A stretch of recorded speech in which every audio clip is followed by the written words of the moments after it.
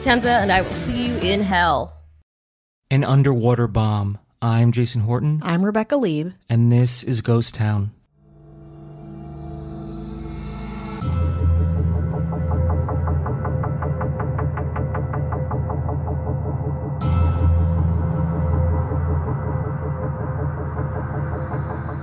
Starring one of the biggest box office heroes in the world. An epic action-adventure like you've never seen. MCA Universal Home Video proudly presents Kevin Costner, Jean Triplehorn, Tina Majorino, and Dennis Hopper in Waterworld. When you think of dramatic actors and action stars in the 90s, who do you think of? Robert De Niro, Bruce Willis, Keanu Reeves, Kevin Costner? In fact, if you don't name Kevin Costner in your first 5 guesses, I doubt you grew up in the 90s. Because when I was growing up, Kevin Costner was king.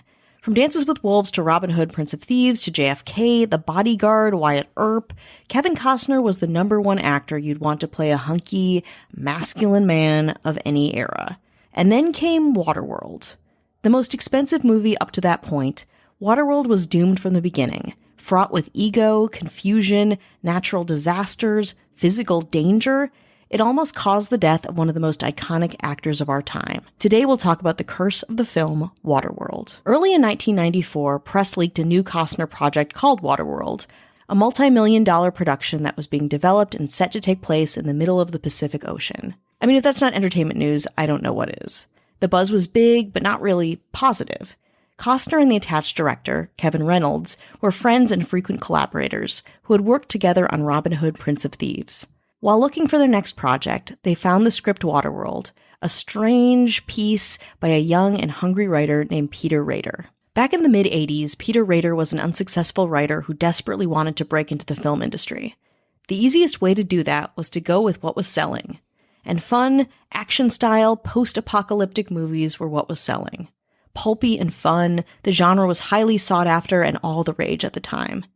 Quote, I had a meeting with Roger Corman's company in 1986 that stimulated the idea, Rader recalled.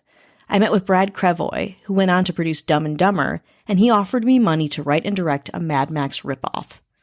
And Rader was into it. Inspired, even. What if he did an apocalyptic action movie with a twist? What if Mad Max took place underwater? Crevoy hated the idea, saying it would be dumb and expensive, nearly impossible to make. And still, Rader wrote the script, not worried about budgets, locations, pretty much any grounding in reality. In 1988, Waterworld landed with Andy Licht and Jeff Mueller, who by the late 80s had somewhat made names for themselves with a low-budget teen comedy, License to Drive, with Corey Haim and Corey Feldman. Quote, we saw it basically as a spaghetti western on water, Mueller said of the early draft, which impressed the two of them enough that they began to figure out a way to make it on a very, very low budget. Licht and Mueller wound up joining forces with producer Larry Gordon, who headed Largo Entertainment, a firm that had recently enjoyed success with the film Field of Dreams, starring, you guessed it, Kevin Costner. In 1992, Kevin Costner, Kevin Reynolds, and Universal Studios read Waterworld, and Licht and Mueller were applauded for finding the script, and then escorted off the project. Quote, not so politely asked to leave the picture. We got a call from one executive who said that if we did not play along with CAA and Universal, Licht said, neither company would ever do business with us again. After a brief legal tussle, Licht and Mueller managed to retain an executive producer credit on the finished movie, but other than a credit, their involvement was officially over. Generally, Rader's screenplay was close to what Costner and Reynolds eventually made. The planet's flooded, the main character, known simply as the Mariner, is a sexy loner who travels the oceans and goes from one artificial trash heap civilization to the next. The Mariner reluctantly helps a young girl and her headstrong, beautiful guardian who holds the secret to what this new reality calls dry land, a place of dry land. But Largo wanted to take what was a really bizarre and pulpy apocalyptic horror movie and make it into a 90s big-budget action movie. Rader went through 6 or 7 drafts of Waterworld before getting completely burned out, and soon he was also kicked to the curb and replaced by writer David Twohy, who had just come off of writing a little movie called The Fugitive. The rewrites continued and continued and continued, and at some point the script wound up with Joss Whedon, who got an uncredited rewrite. By the time Whedon saw the script, he said it was a real mess. Quote, they have a good idea, and then they write a generic script and don't really care about the idea. When I was brought in, there was no water in the last 40 pages of the script. It all took place on land or on a ship or whatever. I'm like, isn't the cool thing about this guy that he has gills? And no one was listening. I want to acknowledge that Joss Whedon is a problematic person, by the way. We won't get into that now. That's a subject for a different podcast. But back in the 90s, he was another writer who wanted to work with Costner. After Whedon's pass, the script was still a complete mess. But guess what? It got the green light. Let's take a break. Want a great way to recognize your employees? Check out Custom Ink. Have you ever thought about doing something special for your customers? Custom Ink can do that too. And wouldn't your team love some custom gear? Custom Ink is ready. Custom Ink is your go-to custom gear partner with great customer service, quality products, and all-in pricing along with personalized help when you need it and an easy-to-use website when you don't. Plus, everything is 100% satisfaction guaranteed. Check out what we can do for your business at customink.com.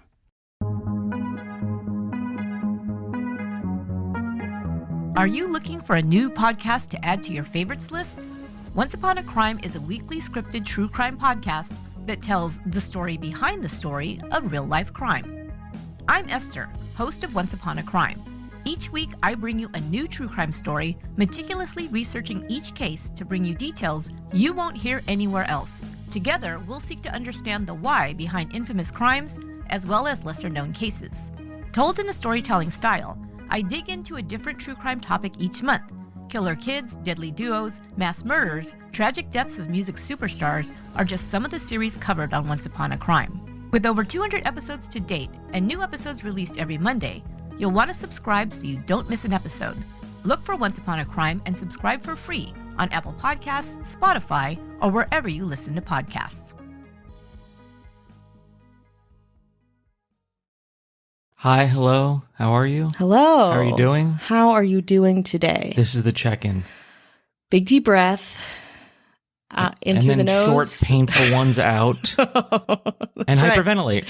That's right. It's just over-oxygenate or under-oxygenate. I don't know. I'm not a doctor. I can't tell you what to do. We want to say hello to anyone who's listening, anyone who supports the podcast, shares the message. It's about the message. That's right.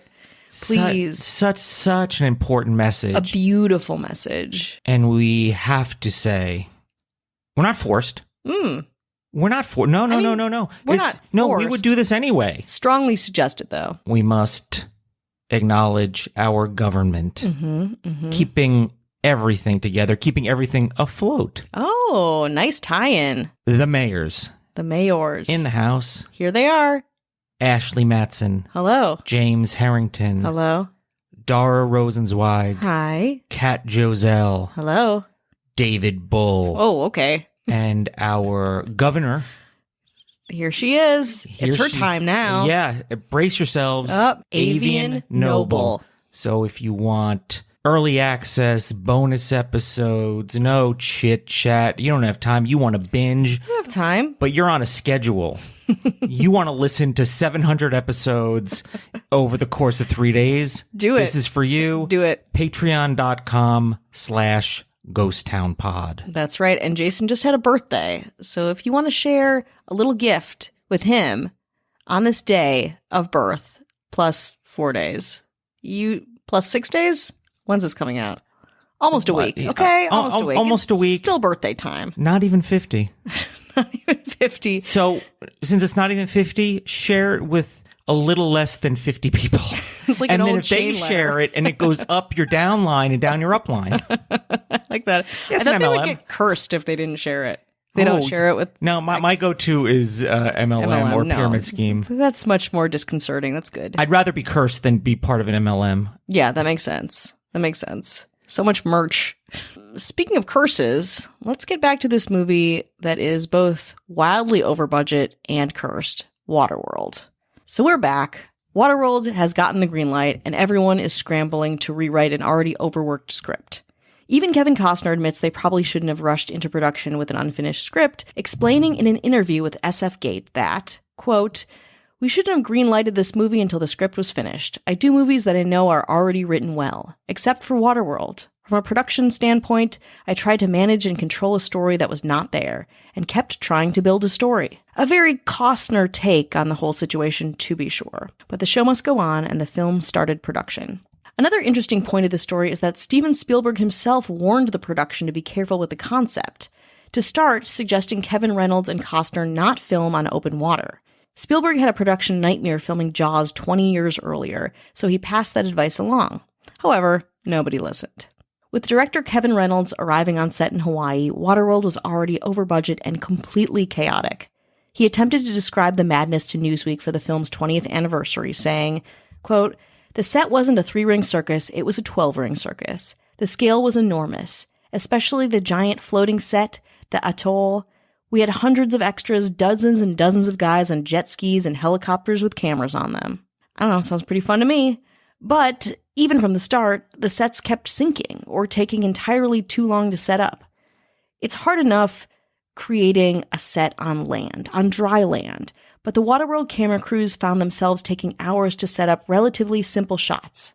On top of the camera setups, the sets, after some use or being used too long because of inflating production schedules, they started to become waterlogged and would sink into the ocean. Some could be salvaged, but others had to be completely reconstructed because they literally sank to the ocean floor. And then the accidents began. Jean Tribblehorn and Tina Majorino nearly drowned when they were thrown from the mariner's boat when the bowsprit snapped, having to be saved by a team of 12 divers. The worst injury occurred when Kevin Costner's stunt double, Norman Howell, suffered a near-fatal embolism when filming a deep-sea dive. Howell had to be flown to a hospital on Honolulu, where he recovered in a decompression chamber. Costner himself had a terrible brush with death. He described how he spent 2 hours stuck on a boat mast in order to get a helicopter shot. According to Screen Rant, Costner says, "I've read about the Twilight Zone and every fucking thing else. The mere recollection of the shot turns him cranky. The helicopter was about 20 feet away from me. Back the fuck up," Costner yelled. Drowned out by the roar of the helicopter, he frantically waved the pilot away. They got the shot, but as the boat turned around, a fierce gale blew up. "I don't know what the reason was, but we had purposefully gone out to one of the windiest channels in the world," says Costner, who was stranded, white-knuckled and lashed to the mast for half an hour. He was not happy, says the producer, who was safe on shore. Speaking of Kevin Costner, he was probably unsurprisingly at the top of his fame and extremely hard to work with. At the time, he was going through a messy divorce with his wife of 16 years, Cindy Silva, and this, along with the pressure of the massive scale project, spilled over into his day-to-day production interactions and demands. Around the halfway point of filming, crews said that Costner often disappeared, going off to hook up with a married Hawaiian hula dancer who performed at a local hotel. The dancer's husband denied that an affair took place at all, but the story gained steam regardless. Costner also wanted the special effects team to do a little something about his thinning hair. According to Newsweek, Costner demanded the special effects department for every shot add computer-generated hair to his hairline. This probably contributed to a high crew turnover. According to a Los Angeles Times article released during the movie's filming, several members of the nearly 500-person crew had either been fired or walked off the picture, including assistant director Alan Curtis, who reportedly left over creative differences.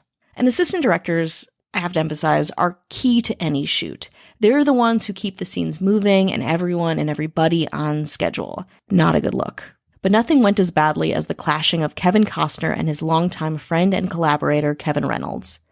They would have screaming matches on set about the film's creative decisions, and eventually, Reynolds himself left the project, leaving Costner, an Oscar-winning director in his own right for Dances with Wolves, to finish the movie himself. Still, Reynolds is credited as the sole director for the finished film, maybe a little post-production peace offering. Waterworld was initially slated to shoot for 96 days, but it ended up taking an unbelievable 157 days, with long, grueling 6-day work weeks. Actor Jean Tribblehorn described the madness of the extended shooting schedule, saying, quote, "I just remember sitting next to Dennis Hopper at one point, and I was complaining that we had been there for 3 months, and it was the longest I had ever been on a shoot.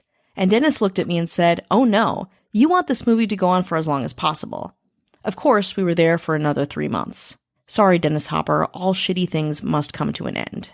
And it did, going from a $65 million budget to a $100 million budget to an unheard of $135 million budget before finally settling on a record-breaking $175 million spent when the movie was finally finished.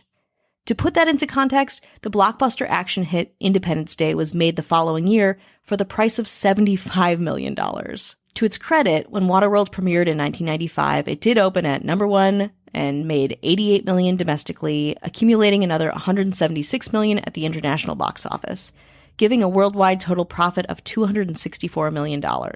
Not bad at all, really, until you look at those insane production costs and another cool $65 million which was spent on marketing and distribution. The profit was low, the reviews were bad, and the film is considered a bomb. But after a while, it did make a bit of a profit, eventually, with home video rentals, sales, and TV rights slowly pushing the film into the black, even making more of a profit over the years with Waterworld stunt show attraction opening at Universal Studios Hollywood. That helps, again, a little bit more. According to Costner himself, he still holds fast that the movie is very good, he was great, and making it was a joy. According to Kevin Costner, "I'm not sure you know how hard people work on films. I'm not sure you know how beloved this movie is around the world. Being hard on a film is really easy if you don't know the underbelly of what went into it. When you do know the forensics of a movie, the participation and decisions of others that one has to stand in front of, you can't help but see it differently," he says. "I know that people might think of Waterworld as a low point for me. It wasn't. It could have been better, more obvious outcome. The thing I know is that I never had to stand taller for a movie when most people were going the other way.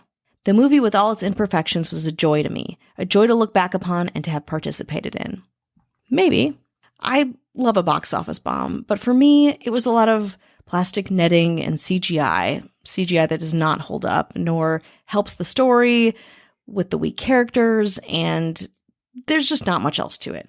In researching this episode, I found that there is an extended Waterworld cut called the Ulysses Cut that runs almost 3 hours and gives more depth to the story and the characters, but I am not sure I can stomach that quite yet. You know, I originally only saw a portion of this movie, to be fair, but I had no idea that Kevin Costner said, "No, you don't understand. It is good and I am good." Yeah. So I didn't realize that I didn't like it. I'm now realizing I did like it and I do like him. Yep. There you go. There you what go. he's saying is right. It's like a lot of work goes into things, but a lot of work goes into a lot of things. Our job is only to receive the finished product and assess what that is. Exactly. A lot of people work very, very hard on things that aren't good. Mm-hmm. And maybe sometimes people put minimal effort on things that are great. Yeah. But it's not for us to be like, oh, we can't be of your mind to be like, oh, well, now your experience is a lot different than our experience. Yeah. That goes for anything. That's why you show a picture of like, hey, look at a picture of my kid. Mm-hmm. It's like, I'm not going to be as excited as you are. Totally. It's your kid. And if I was as excited, that'd be weird. And also, like, if we were meant to experience things in that way, we would have gotten, when we went in to buy a ticket to this movie, we would have gotten a call sheet and a budget breakdown. Like, if I'm going into an art museum and seeing a piece of art, I would have gotten the different paint colors. You're not supposed to have that. And I think getting that stuff and having a sense of it will help with appreciation, but that's not what people do. Like, that's not really how we experience things if we don't have that background, and we shouldn't be expected to have that. And it's so funny because, like, I love Kevin Costner. I really do. Again, it's like a joy to watch him in most everything. Like, Waterworld was tough, but everything I read about him, he was such an asshole. Like, it feels so much like it's got Mariah Carey vibes to it, where it's like, are you the only person in this universe? Because if you were, and you purport to know so much about filmmaking, you would have done things differently. I guess this should be a disclaimer we should put at the beginning. I do not like Kevin Costner. Oh. I think he is extremely bland. He is a bland. Really? One of my favorite movies, sometimes I'd say it's my favorite movie, is The Untouchables. Mm-hmm. And Kevin Costner's in it, and he's great because he's bland. He's Elliot Ness. He's straight-laced. Oh, sort of robotic, but he's perfect for Robert De Niro's Al Capone and Sean Connery. Like, you need to be that kind of straight-laced, kind of like bland Elliot Ness, but that's a good choice. Yeah. Anything else I've seen him in, I think he's acting as, the way he speaks about himself, that's how he acts. Yeah. It comes through, I think, in his acting. And not to say that he does a bad job in these things, but he does a job in them. Mm-hmm. And you know, he talks about, he's like, hey, listen, Waterworld is in the low point. You're right, dude. Let me tell you something. In 25 years, who's talking about Kevin Costner really currently beside me and you? I mean, have you seen Yellowstone, though? Come on. You feel the way about Kevin Costner that I do about Ben Affleck, where I think he is so boring. I do. No, I bad. I agree. It's like he was good in Hollywoodland because he was playing a boring guy. Yeah. You know? He is, yeah, he's a very kind of like, it's not bad, but it's not good. Like if you replaced it with somebody else, but I think he should stick by his movie, and that's okay. Like you don't have to defend. Like I know you are going to stand by it. You know, person who wants them to after the fact CGI a couple of hairs on your head. You know what I mean, in the movie, because he knows the script is there, the acting is there, everything is there. The thing that's not there, it's going to distract people from this great movie, is how thin my hairline is. Which is, oh, dude, you've always had a thin Yeah, It's not even like Kevin Costner, that hair. Yeah. In The Untouchables in 1987, his hair was thin too.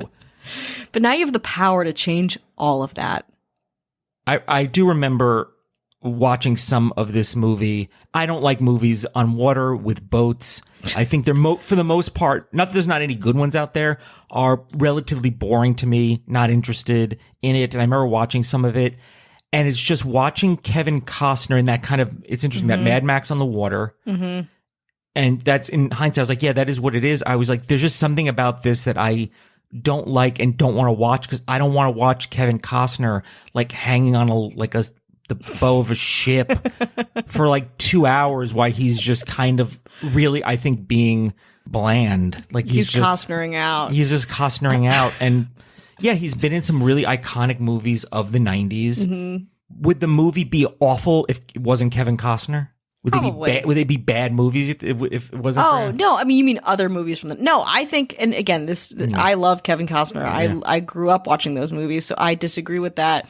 But this is arguably a really bad movie. Also, the last time I watched it, there was legit like Pepsi product placement. Everyone's wearing nets. First of all, everyone's wearing a different type of net, and everyone has a braid, like a thick braid down the side of their hair, and they're all drinking like old, like ratty Pepsi cans filled with water. I think it's partially Hollywood's fault, and people, like, it's your fault. It is. Because you've let Kevin Costner think, I'm better than I am. Let me show people and do something that's a bad idea, but because Kevin Costner go I.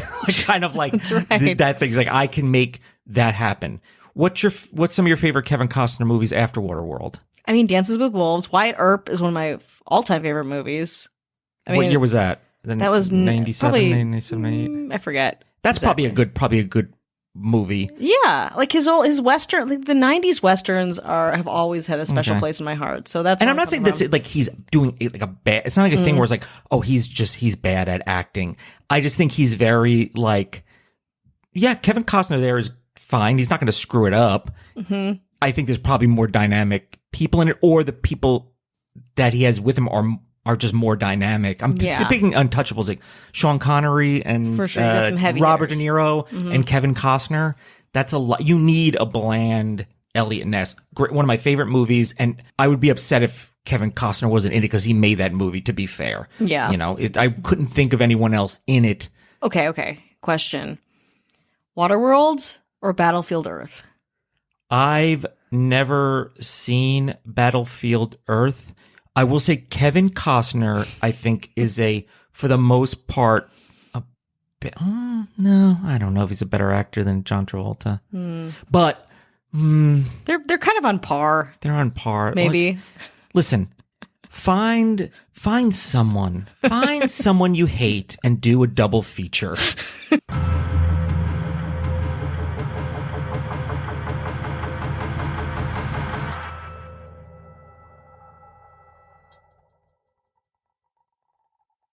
It's no longer about answering the most emails. It's about prioritizing what's most important. Hey, Lexus, give me directions to Eagles Peak Hiking Trail. Calculating route. That's why the Lexus NX has an interface engineered to understand you and an available 14-inch touchscreen that's simpler and more intuitive. The Lexus NX. Click the banner to discover more. Experience amazing at your Lexus dealer. Availability and accuracy of navigation system depends on many factors. Data charges may apply. Knockoffs, copycats, imitators. They all share one thing in common. They always pale in comparison next to the true original. Just like the stylish and versatile Lexus RX, the crossover that paved the way for others. And it's still the best for one simple reason. Nothing else is as good as the original. Click the banner to discover more. Experience amazing at your Lexus dealer. They say to truly understand someone, you must walk a mile in their shoes. Well, at Lexus, we designed the ES with you in mind every step of the way. From class-leading legroom to positioning the touchscreen 4 inches closer. Everything in the Lexus ES, a direct reflection of you. Click the banner to discover more. Experience amazing at your Lexus dealer. 2022 ES versus 2021-2022 competitors. Information from manufacturers' websites as of 5/3/2021.